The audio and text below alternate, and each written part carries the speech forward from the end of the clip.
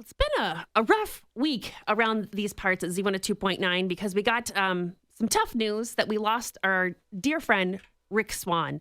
And it's been a week of some tears, honestly, a lot of tears and a lot of laughter, too, as we've been kind of going around and sharing memories and receiving calls. We got pictures on the Z1 2.9 app from people sharing memories as well. If you want to keep those coming, there is a post on the Z1 2.9 Facebook page as well if you want to share a memory of Ric Swann. And we thought, who would have more than a treasure trove of memories than his longtime partner, Scott Schulte.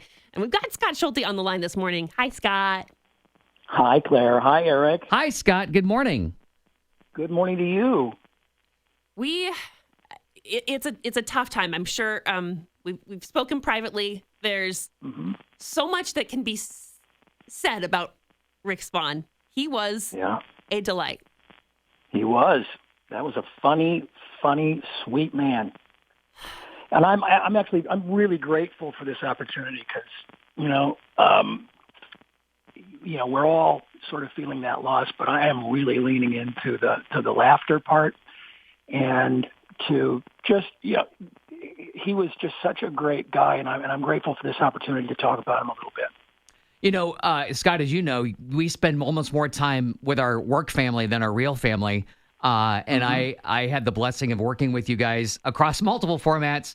And as you know, Rick was in my wedding and decided not to fire me from Q103. When we ask for questions like, what comes to mind when you think of Rick, or that story that is going to put a smile on people's faces, what pops in your brain? Well, I mean, I'm a little more meta about him, just like because he was so private in a very public way. I mean, he was a really guarded person personally, but he was so easy and so funny and would let everything kind of come to him and flow through him. And but we laughed so much. And to your point, Eric, not almost more. We spent, it was over, whatever the 23, 24 years that we were together.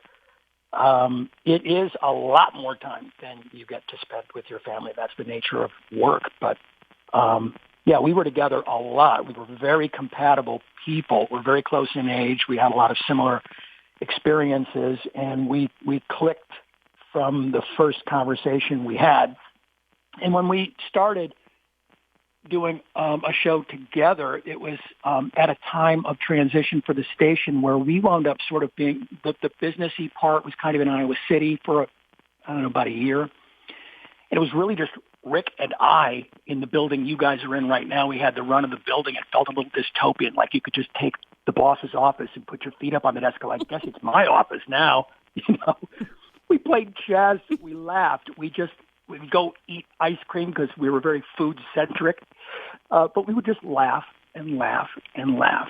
And we grew very, very close over that first year to where we started to kind of, find a rhythm together where you're finishing each other's sentences and where you just truly, and you guys know this it's unique probably for most people, but you've got this partnership where you know where the other's going. There's a safety in that.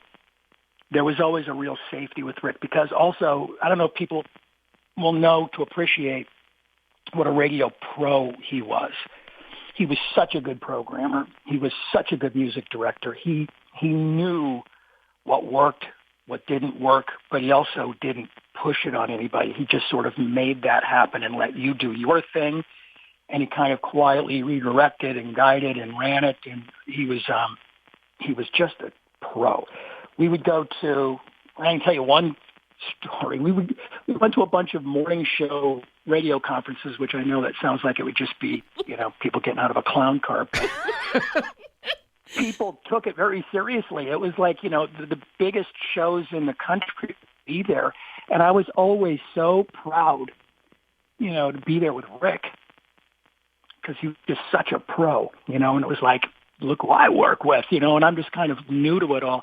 I never really was, even after all that time, a radio person, but Rick was. And so we just really, but one of those, New Orleans, Dr. Phil was a speaker, and it was not great. Dr. Phil comes out and started his thing with, if I'm a little tired, I just want to apologize because I was out drinking with, kid, whatever morning guy he was out drinking with. And I thought, really? I got up to come here to listen to this. You're telling me you didn't care as much as I do. But one of his bits was, Dr. Phil, he had all of these morning shows stand up and look at each other. So Rick and I are looking at each other. And he wants us, Dr. Phil wants us in this ballroom to tell the other one what we would like them to change or what we needed from them to change, which is an awful exercise. And people, with a supposed psychologist who's not going to be there for you when he leaves the room, and you're like, sorry, what did you just say? I'm going to fix you in 10 minutes. You don't like how I breathe?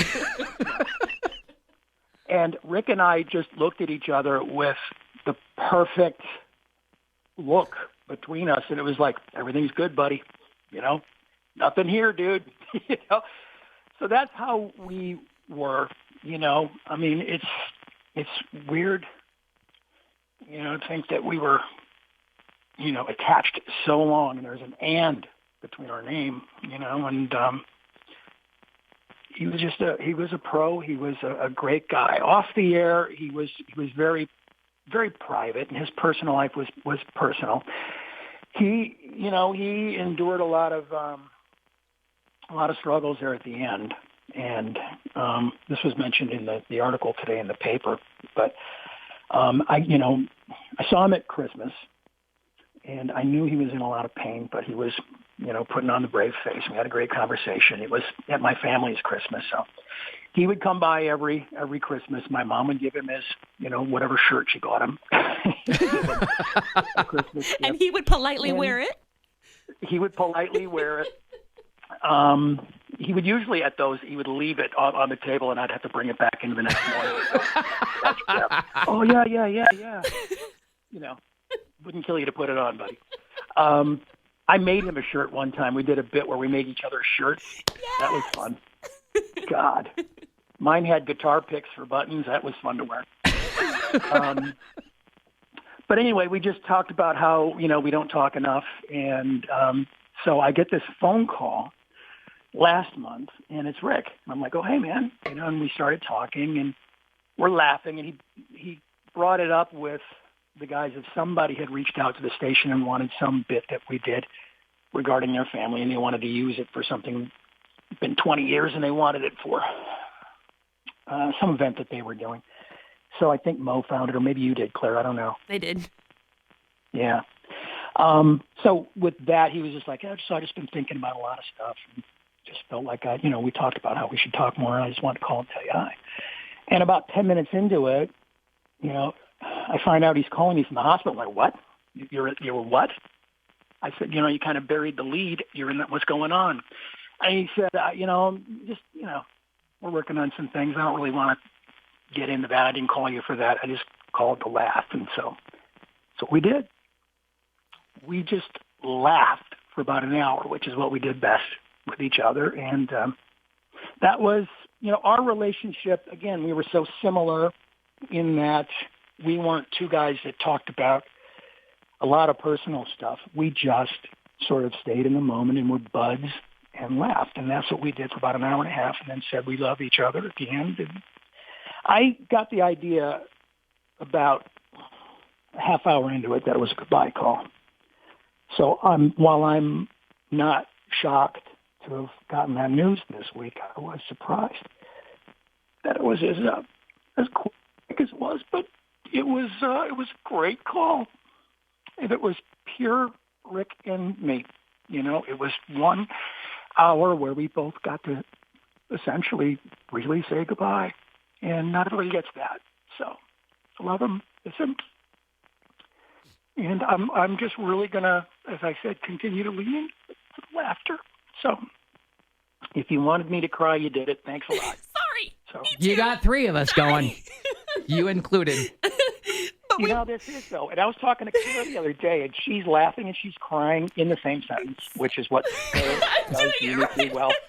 And I was like, Claire, my God, it's the same sound. Sorry. She's like, oh, know. I can't. I'm like, are you crying or are you laughing? I don't even know. Both of them? All of the above. Yeah, both of them. Scott Schulte. That's how it is. It just washes over in waves. That's the emotional release that we need this morning, and we appreciate your time. Thank you. Let's add some laughter to the tears.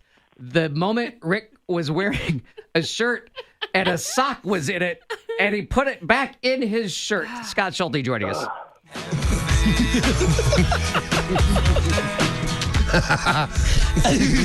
Z102.9, hello. Sugar Ray was someday. Pick out the single guy. Rick was just itching his neck. Something was itching my back. And so I was like, God, I can't reach it. And when I You did, looked like one of the lovable characters from Jungle Book, by the way, when you were doing... when I finally got what was itching me, Yeah. it was a sock. He's got a sock stuck. Got a big old gray sock stuck up in his shirt right by the label. I did laundry. Well, you get dressed in the dark. I did laundry, and I put on this shirt right out of the dryer this morning, and I got a sock up in my shirt. But then he put it back. I did.